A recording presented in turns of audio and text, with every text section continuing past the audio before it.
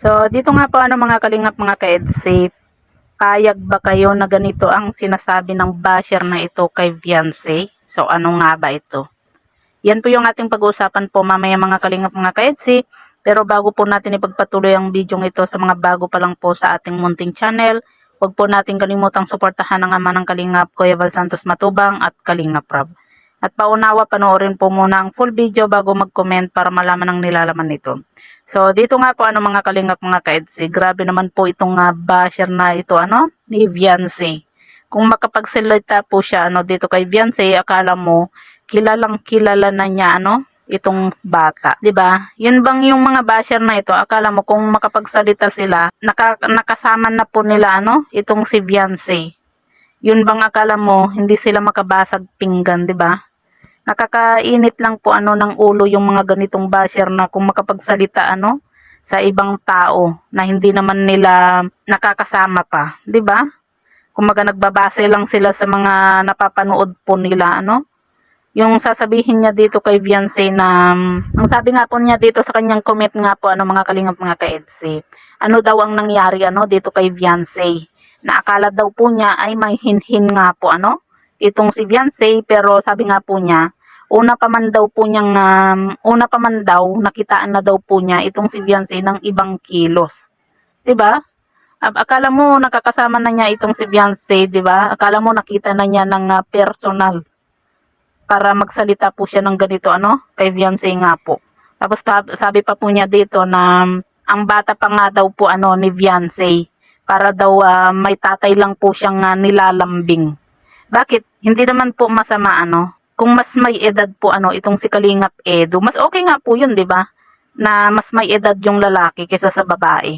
At saka ang pagmamahal naman po mga kalingap mga ka-EDSA, wala naman po 'yan sa edad. 'Di ba? Ang mahalaga po niyan ay yung nagmamahalan sila, nagkakaintindihan sila, 'di ba? Sa lahat po ng bagay. Hindi naman kailangan na kaedad mo yung hahanapin mo na maging boyfriend, maging asawa. Minsan pa nga mas okay pa nga yung may edad, 'di ba? Mas may edad kasi dahil nga po mas matured na kapag kaganon At saka sa itsura naman po, lalo na po ngayon nakikita po natin na halos hindi naman na po nagkakalayo itong si Kalingap Edu at Beyonce kung sa itsura. Kumbaga, oo, nandun na mas maedad po itong si Kalingap Edu, pero kung titingnan po natin habang tumatagal, parang mas bumabata na rin po itong si Kalingap Edu. Simula po nang nailove team po siya dito kay Beyonce nga po.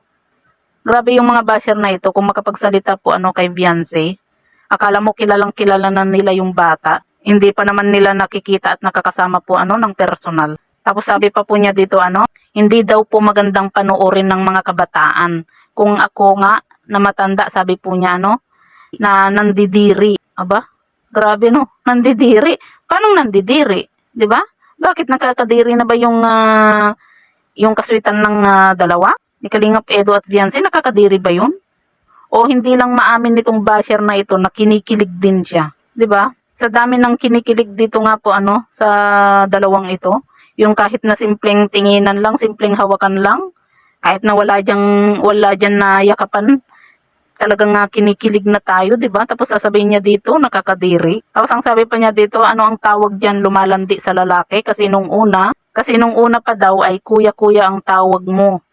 Hindi nga kuya ang tawag, dapat tatay.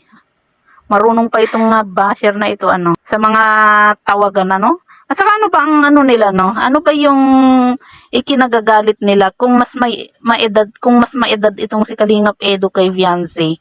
Bakit na ba 'yun? Kumbaga bawal na ba 'yun?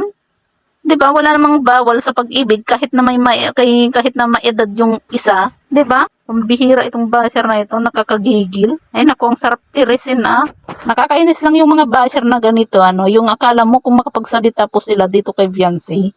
Ewan ko bakit galit na galit sila dito kay Beyonce O dahil naiinggit sila, hindi lang nila maamin na talagang nakakakilig itong tambalang EDSA. Na kahit na wala silang yung as in ka-effort para pakiligin tayo, nandun yung kinikilig po tayo na kahit nasa tinginan lang, hawakan lang, 'di ba?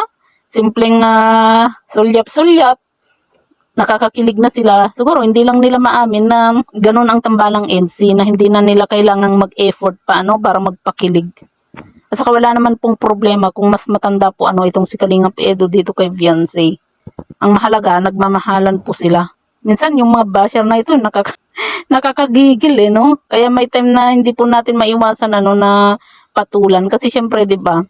Ganito yung mga sinasabi dito kay Beyonce. Syempre kahit na sabihin po natin na fans lang tayo ng EDSA, syempre nasasaktan din po tayo kapag may mga nababasa tayo na ganito. Hindi, kung ayaw nila sa bata, bakit pinapanood nila, 'di ba?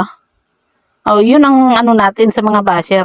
Bakit nila kailangan na panoorin kung naiinis sila dito kay Beyonce. 'Di ba? Hindi lang kasi nila maamin na kinikilig din sila. So yan po mga kalingap mga ka-EDSA. Ano po yung masasabi nga po ninyo dito nga po sa basher na ito na si Trinidad Bandayo. Isa rin na basher nga po ni Beyonce.